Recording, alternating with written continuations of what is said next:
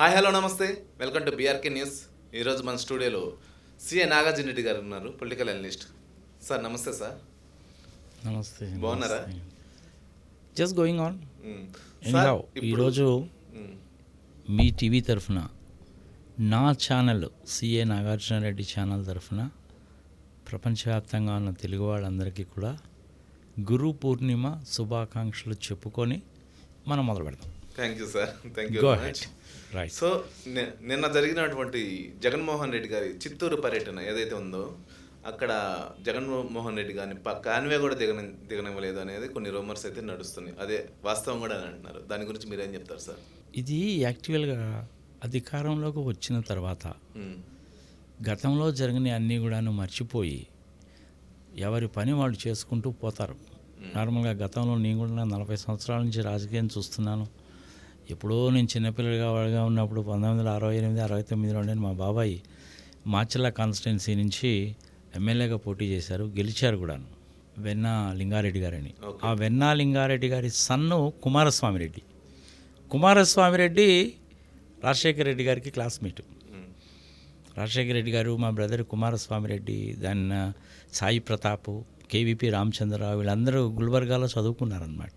అప్పటి నుంచి మేము రాజకీయం చూస్తూనే ఉన్నాం. ఎవరు కూడాను ఈ కక్షపూరితమైనటువంటి రాజకీయాలు చేయరు. ఇది మనకి ఎక్కడి నుంచి వచ్చిందంటే ఈ సాంప్రదాయం తమిళనాడు నుంచి వచ్చింది. ఓకే. ఈ జయలలిత అధికారంలో ఉంటే ఇప్పుడు కూటమి ప్రభుత్వం కక్ష సాధింపు చర్య చేస్తుందని అంటున్నారు మీరు? మరి కళ్ళకెదురుగా కనపడతానే ఉందిగా. కాన్వాయ్ రావడం లేదు, కారుని కూడాను ఎస్పీ లెవెల్లో ఉండే వ్యక్తి దిగనివ్వలేదు అంటే దీనికి పురాపరాలకు వెళ్తే జీవో నెంబర్ 1 మీద చాలా గోల్ చేశారుగా. ఓకే. వాళ్ళ అధికారంలో లేనప్పుడు అవును, సన్న రోడ్లలో గల్లీలో కూడాను పెట్టారుగా. 8 మంది చనిపోయారుగా. గోదావరి పుష్కరాల్లో 30 మంది చనిపోయారుగా. గుంటూరులో చీరల కోసము, జాకెట్ల కోసం, భోజనం కోసం 3 చనిపోయారు. చూసాంగా మనం ఇవన్నీ. జీవో 1 అనేటువంటిది అప్పుడు నానా గోల చేశారుగా వాళ్ళు. ఆ జీవో 1కు సంబంధించినటువంటిది ఈ టైంలో మేము తీసుకొచ్చింది కాదు బాబు, ఇది ఆల్రెడీ ఉంది అని అంతకుముందు ఐజీగా చేసినటువంటి సాంబశివరావు గారు బయటకు వచ్చి జీవో కాపీ కూడా చూపించి చెప్పారుగా. శాంతి భద్రతలకి విఘాతము కలుగుతుంది, మంచిదే, దాన్ని కాపాడడం కోసం అని చెప్పి ప్రభుత్వం కొన్ని జీవోలు తెస్తుంది. కాలమాన పరిస్థితులకు అనుగుణంగా జీవోల్లో మార్పులు తీసుకొస్తారు. ప్రజలు కూడా సహకరించాలి, అన్ని పార్టీలు సహకరించాలి, మీ టీవీ వాళ్ళు కూడా సహకరించాలి. కోఆర్డినేటెడ్ ఎఫర్ట్ అనేది తప్పకుండా ఉండాలి.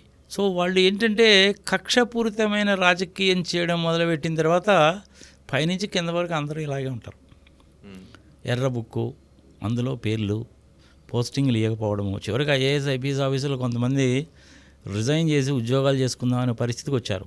కొంతమంది వేరే రాష్ట్రాలకు పోదామనే పరిస్థితికి వచ్చారు. అంత దారుణమైన పరిస్థితుల్లో, అంత ప్రెషర్లో పనిచేయమంటే గవర్నమెంట్ ఆఫీసర్స్ ఏం పని చేస్తారు? పని చేయలేరు కదా. నేను కూడాను బొచ్చరంతమంది ఐఏఎస్ ఆఫీసర్స్ని చూశాను. జయప్రకాష్ నారాయణ గారిని గుంటూరు ఒంగోలుకి కలెక్టర్గా ఉన్నప్పుడు చూశాను.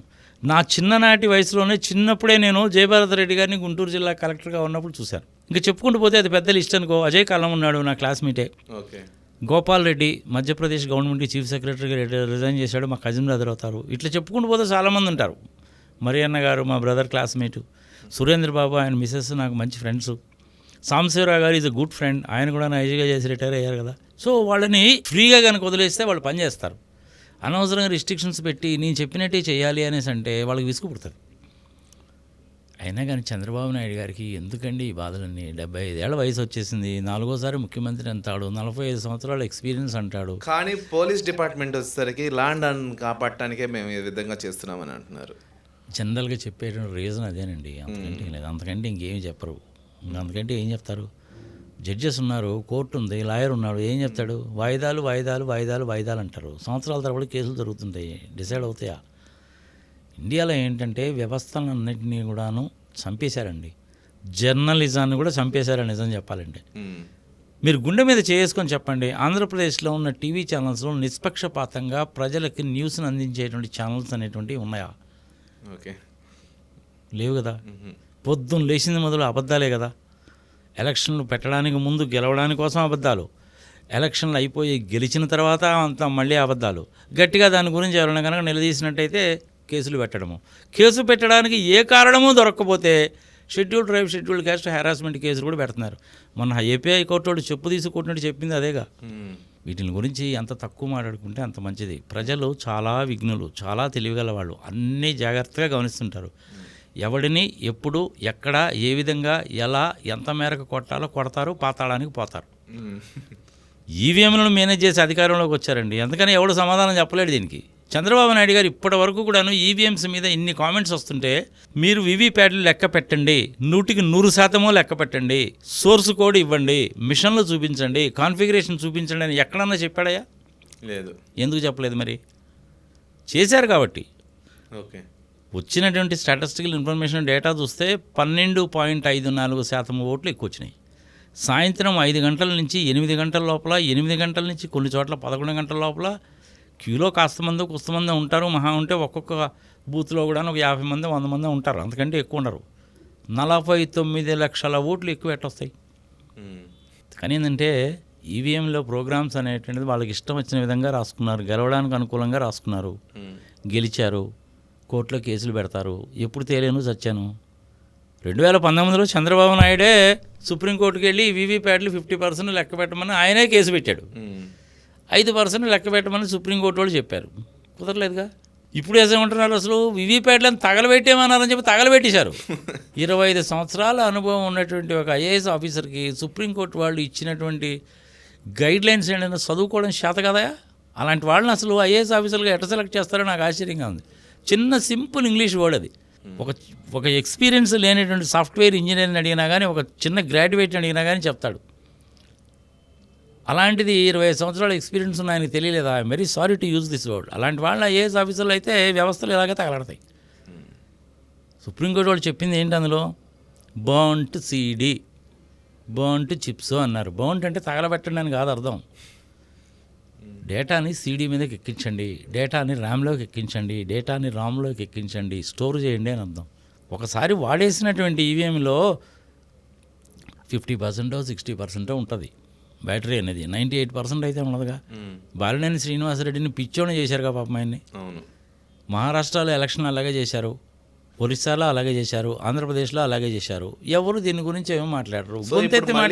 శ్రీనివాసరెడ్డి గారు మళ్ళీ వైసీపీలోకి వచ్చే సూచనలు ఉన్నాయని అంటున్నారు. దీని గురించి మీరు ఏమంటారు? ఇవన్నీ అంటారండి. ఆయన వస్తాడనేసి అంటాడు, దానికి మళ్ళీ ఉదాహరణ చెప్తారు. ఆళ్ళ రామకృష్ణారెడ్డి పోయి మళ్ళీ వచ్చాడు కదా అంటారు. రేపు విజయసాయిరెడ్డిని కూడా పోయాడు కదా మళ్ళీ వస్తాడంటారు.